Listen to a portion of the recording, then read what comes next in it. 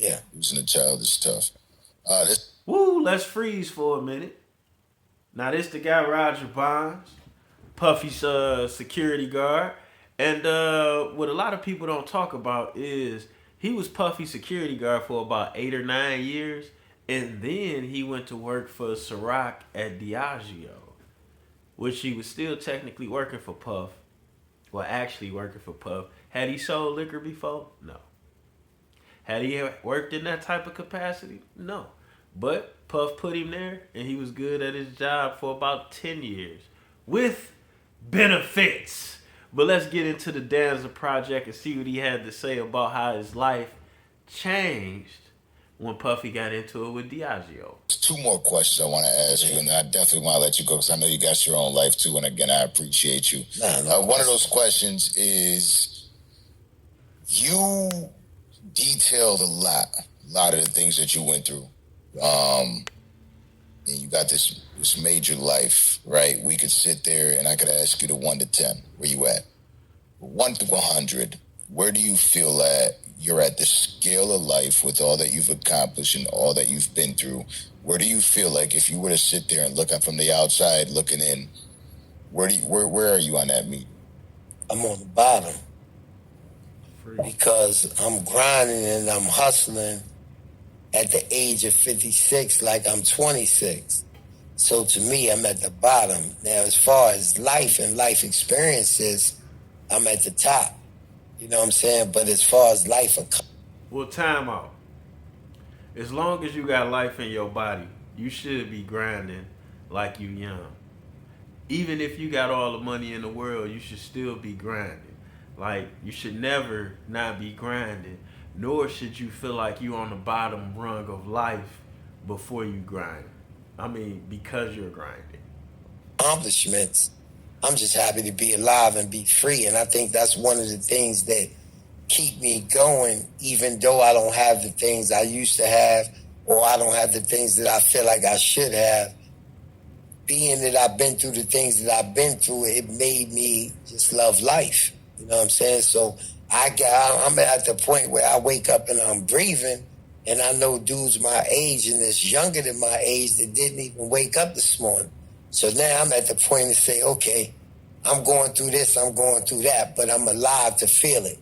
You know what I'm saying? So if I have a bad day today, I'm alive to feel a bad day. You know what I'm saying? Nah, I'm not going to lie to you. Being grateful is very important. Being grateful is very important. Being grateful is very important. However, your expectations and standards of happiness that you verbally speak out in spelling to the universe, i.e., casting spells, mixing potions, is very important. When you say you just happy to be alive, then you basically telling the universe, as long as you waking up, that's enough for you. Which it may be enough for you. But if you want more, you better damn sure make sure your words and spelling is casting a potion to bring you more. Not casting a spell to keep you trapped in a consistent cycle of nothingness, so to speak. Absolutely. Yeah, that's tough. Bad day. You know what I'm saying? Some people ain't alive to feel a bad day or to say tomorrow's another day. So that's the thing that keeps my energy up. You know, some people say, and then inspiring people. So many people hit me and say, yo, Bonds, you inspired me, that every time I get ready to stop doing something, it's like, yo, B, you can't stop. You can't inspire. Because the little bit of power that I did have, and I didn't realize it till somebody else was just telling me on the phone, yo, you helped me, yo. You made a difference, yo. With the little bit I did have, I was able to help people. And I sit back and I listen to people say, yo, you helped me, yo. Like, yo, you did this for me, you did that for me. And I say, damn, a little bit of power that I had, I made a difference in a lot of people's life. So I'm happy with that. What does 100 look like for you then? So you got this whole scale, you're at the bottom. What does the end look like for you? What does the win look like for you? Honestly, for my kids and my wife to be happy. You know what I'm saying? So unity, all the kids home, your son's home. Yeah. You know, I want to be able to help my kids. Like, I got a daughter that's in the the industry, right? And I was just telling my man Manny this. The other day, my daughter said, Dad, because she stayed at my apartment in Atlanta, right? She was in the studio. And she called me yesterday and she said, Dad, open up your computer. And when I opened up my computer, it was $200 on my computer. Whoa. Whoa. Now, as a father, I do like for my kids to have money. I have not reached it to the point where my kids are grown yet. But them being able to do something is very important to me. Them being able to do something for me would be greatly appreciated. But at the same time, if I was in a position to need them to do something for me, man, that might hit me hard. Or if I was in a position where they assume that they needed to do something for me, man, that would destroy me. But hey. Toast to that, brother. Let me pour some more liquor in here so I don't leave you empty-handed right here. That's deep. But she said, it's $200.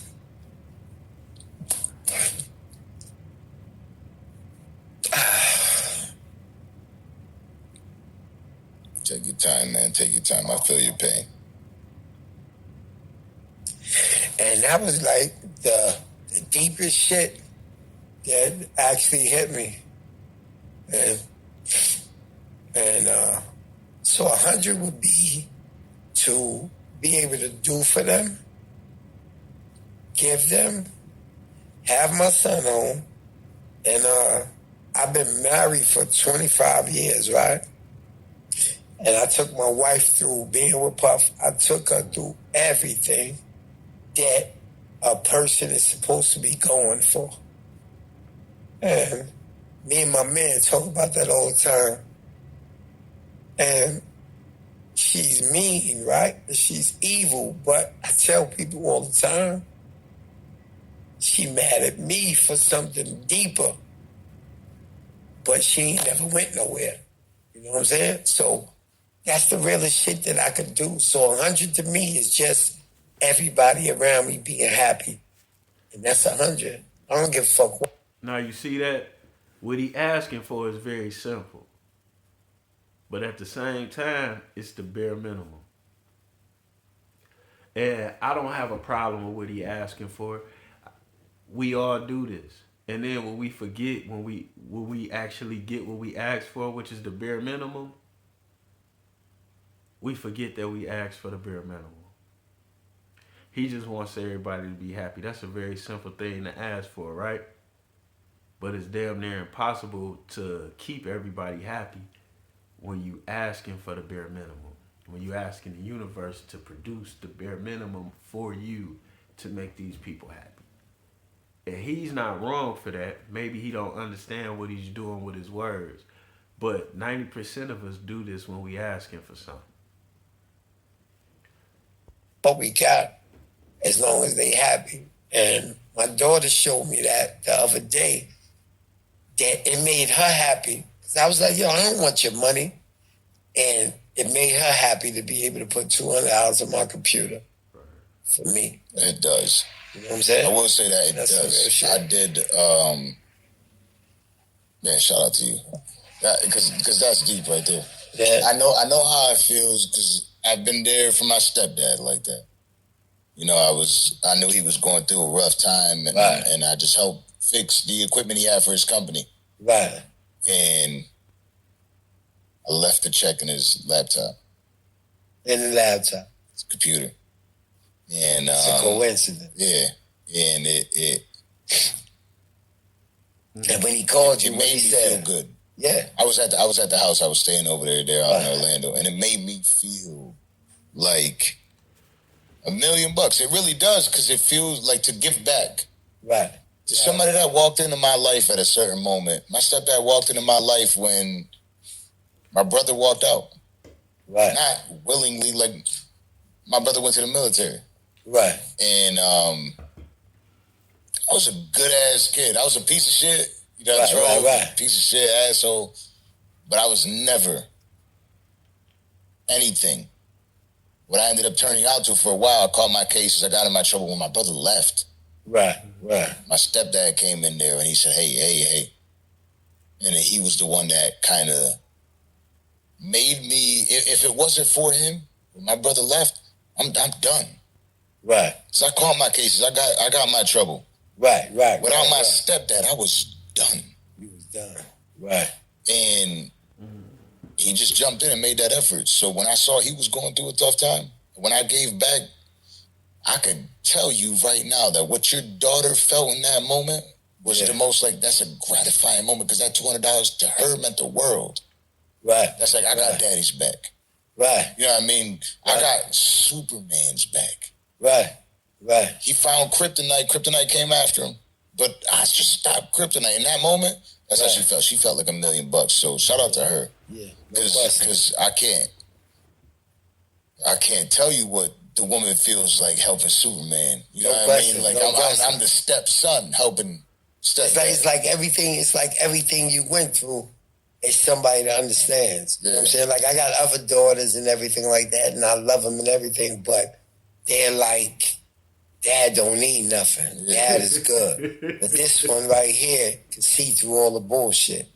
You know what I'm saying? And she knew I would never take it from her hand.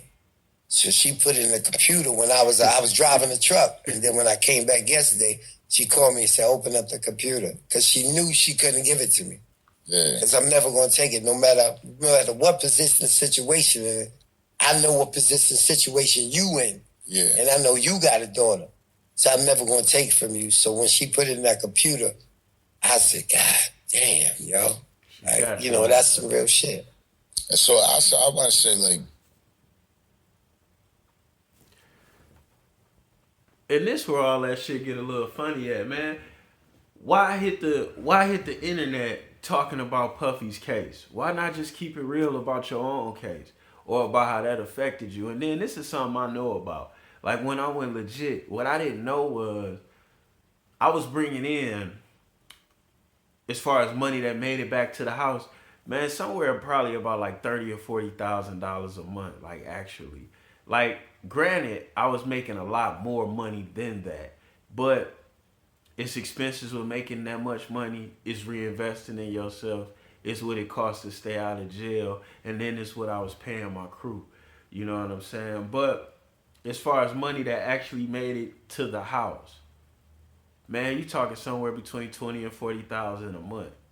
Now, where the problem come in at is I bring all this money back to the house, but the lifestyle being lived is a $15,000-$20,000 a month lifestyle.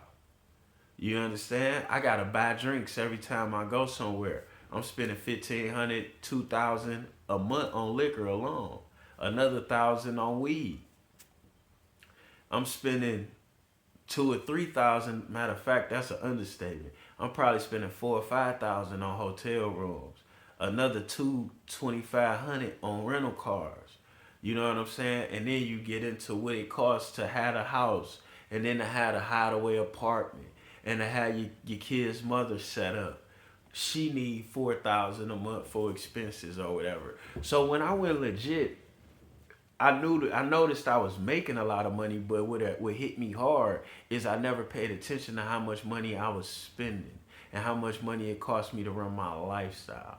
And then that shit hit like a ton of bricks. So I can only imagine what it's like, you working at Ciroc and you got your son in jail and you're paying all your bills, you doing this and that, you're responsible for this and that. And then chances is, with him working for Puff like he was probably giving his whole check over to his family because he basically living for free. Everything he doing is on the arm while he at work. And then he ain't working regular hours on top of that. So to lose that would rock your world. Especially before you done set yourself up. Like, and this is something that we all got to start doing. You know, through your 20s and 30s, you should be saving, but if you didn't, it is what it is. But once you get in your late 30s and 40s, you supposed to be saving and investing. And I don't mean your savings like your savings account. I mean your savings like your investment, your assets, things that accrue with years, things that accrue value with time. You know what I'm saying? And if you don't have that, it could rock you. And seeing how he had just got out of jail 20 when he first started working with Puff 20 years ago, I'm assuming maybe he didn't have the time and opportunity to fully set himself up because he spent the first group of time replacing and repaying for what he did wrong in the first half of his life, and then when he get to setting himself up for retirement, he lose it. Or maybe he was banking on the fact that that check wasn't gonna never stop coming. However, we got to think and look at these situations a lot differently. That way we can set ourselves up for success. I don't dislike Bonds, but I don't feel him telling Puff's business was a cool thing. I don't feel like him certifying stories to not be certified was a cool thing, but nonetheless is what's been did. I can't judge him one way or another. I do appreciate him doing this interview to give more of an even type of view, an even keel to this type of situation, but let's be clear. Anything in that on that road is always gonna be a two-way street, and we out this bitch.